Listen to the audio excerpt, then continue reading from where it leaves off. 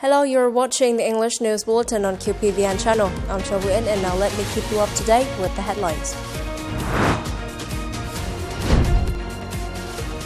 President LUONG presents title of ambassador to diplomats. Another military officer deployed to UN peacekeeping operations. Border Full Moon Festival 2025, a journey of care and connection. Within the framework of the state visit to the Democratic People's Republic of Korea and attendance at the ceremony marking the 80th founding anniversary of the Workers' Party of Korea, at noon of October the 10th local time, Party General Secretary DIPLOMATS and the high-ranking Vietnamese delegation visited the CUONG Palace of the Sun to lay flowers in tribute to President Kim Il-sung and General Secretary Kim Jong-un. Writing in the guest book there, the Vietnamese leader expressed his deep emotion at visiting the palace, the eternal resting place of the two great leaders of the DPRK, who were close friends and comrades of the party, state, and people of Vietnam. They devoted their entire lives to the independence, freedom, and socialism of the DPRK and laid the cornerstone for the development of the relationship and solidarity between the two countries. The same day, Party General Secretary DIPLOMATS cut the symbolic ribbon to inaugurate the statue of President Ho Chi Minh at the premises of the Vietnamese Embassy in the Democratic People's Republic of Korea, marking 75 years of diplomatic relations between Vietnam and DPRK. The traditional friendship between the two parties and countries was built by President Ho Chi Minh and President Kim Il-sung. The inauguration of President Ho Chi Minh's statue within the premises of the Vietnamese Embassy is a joy not only for the Vietnamese people, but also for the DPRK people. On the morning of October the 10th at the Presidential Palace, President LUONG handed over decisions on conferring the ambassadorial title to officials and diplomats.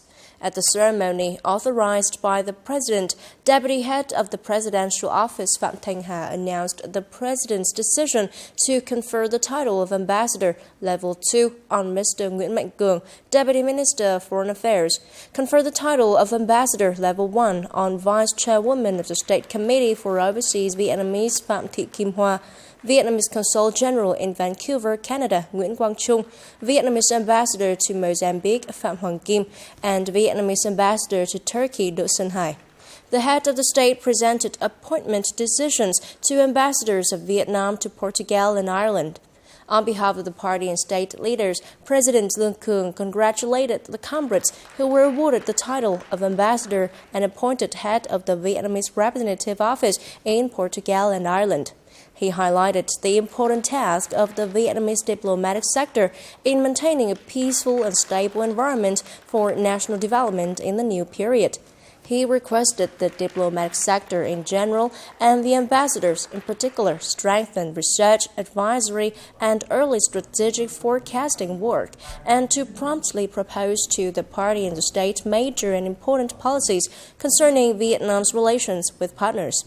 President LUONG called upon the newly promoted and appointed ambassadors to thoroughly grasp the party's guidelines and the state policies and laws, particularly the Politburo Resolution 59 on international integration in the new context.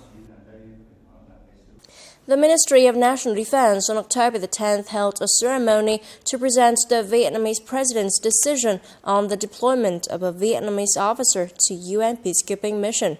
Sing Lieutenant General Hoàng Xuân Chiến, Deputy Minister of National Defense, Head of the Intersectoral Working Group, Head of the Ministry of National Defense Steering Committee on Participation in UN Peacekeeping Operations, chaired the ceremony. Major Lê Vinh Hoàng, Company Commander of Brigade 229 under the Corps of Engineers, was selected to serve as a military observer at the UN Miss. He previously served at the MINUSCA and has completed multiple specialized training courses on UN peacekeeping.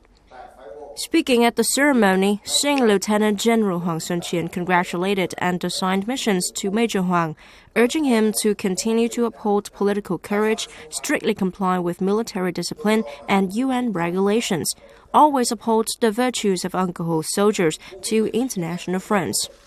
To date, Vietnam has sent more than 1,300 officers and staff to participate in UN peacekeeping operations at UN missions and headquarters, affirming the position and prestige of the country in the international arena. Seeing Lieutenant General Hoàng Xuân Chiến, Deputy Minister of National Defense, also received the outgoing and incoming defense and army attachés, navy attachés, and air attachés of Thailand to Vietnam on the morning of October the 10th. Seeing Lieutenant General Hoàng Xuân Chiến congratulated the outgoing defense and army attaché, navy attaché, and air attaché on successfully completing their term, and welcomed the incoming attachés to work in Vietnam for the new term. Expressing satisfaction with the results of bilateral defense cooperation between Vietnam and Thailand in recent times in such areas as delegation exchanges, high-level and all-level contacts, effective maintenance of defense policy dialogue, arm and service consultations and exchanges. The host hoped that the incoming attachés would continue to make active contributions to promoting the relationship between the two countries and militaries.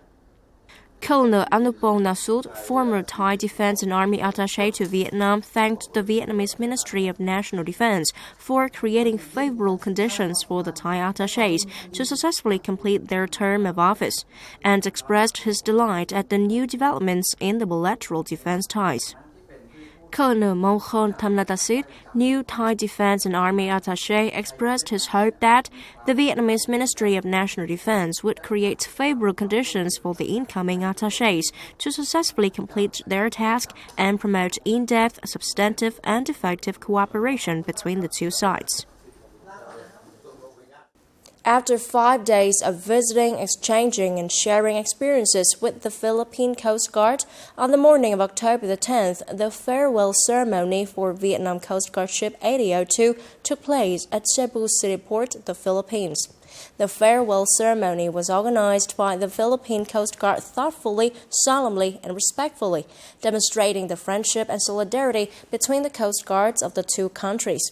The Vietnam Coast Guard ship left Cebu Port following the plan agreed by both sides. The visit's positive results opened up new opportunities for deeper and more substantial cooperation between law enforcement forces at sea. At the same time, it contributes to strengthening the tradition of friendship and affirming the role of the two forces in maintaining peace, stability, and security in the East Sea or South China Sea internationally, especially in the context of the region facing many challenges in maritime security. Immediately after the ceremony, the Vietnam Coast Guard and the Philippine Coast Guard organized joint exercises in search and rescue, fire prevention, and oil spill response at sea. Coming up next, urgent support for disaster-affected people. Border Full Moon Festival 2025, a journey of care and connection. Following the directive of the Ministry of National Defense and the General Staff of the Vietnam People's Army on assisting disaster-affected areas, the General Technical and Logistics Department has mobilized forces and vehicles to deliver relief goods to localities heavily hit by the circulations of Storm Matmo and flooding. The agency instructed the Department of Army Supplies and the Department of Machinery, Vehicles and Transport to coordinate closely with Military Region 1 in transporting, receiving and distributing relief materials as directed by the Ministry of National Defense, while designing civilian clothing for approval and plans to produce 20,000 sets, which need to be completed before October the 15th, 2025, and proposing dry food for relief operations. Warehouse 205 prepared personnel, vehicles, and goods determined to deliver aid to people as quickly as possible. Following the minister's instruction to provide mosquito nets, blankets, and clothing, on October the 10th, we sent Brigade 971 to Military Region 1 to deliver 10,000 blanket covers, 10,000 mosquito nets, and 2,000 clothing sets to remote areas. We're also producing 20,000 civilian clothing sets to support the people. Later in the afternoon, the agency held a meeting to implement a plan to help people prevent diseases after flooding in Military Region 1. The Military Institute of Preventive Medicine, Military Hospital 354, and Military Hospital 105 were assigned to form 3 teams departing before 11 a.m. on October the 11th for Linh Sơn Ward, Thái Nguyên, Tiên Lục Commune in Bắc Ninh, and Yên Bình Commune in Lạng Sơn. These teams will work with local health units to disinfect, treat water, and clean residential areas, schools, and markets. They'll focus on preventing post-flood diseases, monitoring outbreaks, and providing timely treatment. Mobile medical teams will also reach isolated villages to offer checkups, medicines, and disease prevention guidance to local residents. As part of the Border Full Moon Festival 2025 organized by the Army Broadcasting Center, a series of meaningful activities took place yesterday on Cô Tô Island, Quảng Ninh Province. These included free eye checkups and consultations, medicine distribution, knowledge contest, and handover of a mini artificial turf football field for local children. With professionalism and heartfelt care, doctors from Military Hospital 354 under the General Technical and Logistics Department provided children in Cô Tô with comprehensive eye examinations and guidance on maintaining good eye health. The doctor told me I have a refractive error, so at home I need to spend less time on electronic devices and control indoor lighting to protect my eyes. On an island where access to health care, especially eye care for children, remains limited. That's why this year Military Hospital 354 focused on ophthalmology, consultations, and screenings, aiming to protect the bright, healthy eyes of future generations. Among the 340 children examined, the rate of refractive errors was quite high, particularly nearsightedness. Through early detection and consultation, we hope to help them take better care of their eyes during their school years. In the afternoon, young islanders participated enthusiastically in the I Love My Homeland Sea and Islands contest. Through fun quizzes and games, they learned more about Vietnam's maritime sovereignty and the role of the Coast Guard. Through this contest, I've learned more about Vietnam's laws, our homeland, and the national sea and islands. The Border Full Moon Festival 2025 also brought a special gift to children, a brand new mini artificial turf football field, providing them a safe and joyful space to play and exercise. By donating this football field, we hope to promote both physical and mental well-being among the children. Seeing them play with such joy today truly makes us happy. We hope to continue supporting more sports facilities like this in the future. Today, the children of Cô Tô Island experienced a day filled with joy, learning, and meaningful connections. 71 years ago, the streets of Hanoi burst into color. Flags and flowers filled every corner as joyful crowds welcomed the victorious military marching through the city's gates to take over and liberate the beloved capital. October the 10th, 1954, marked the end of a 9-year resistant war against the French colonialism and became a historic milestone not only for Hanoi, but for the entire nation. On the morning of October the 10th, 1954, more than 200,000 Hanoians waving flags and flowers filled the streets to welcome the triumphant soldiers returning the city. Veteran Bùi Gia Tuệ, a soldier of Division 308, who was among those marching that day, still remembers the overwhelming joy of the moment. Tens of thousands of people dressed in their best and lined the streets waving flags, singing all the way from Cửa Nam to Hàng Đào streets. The pure joy on their faces. Everyone cheered, and we just wanted to jump down and celebrate with them.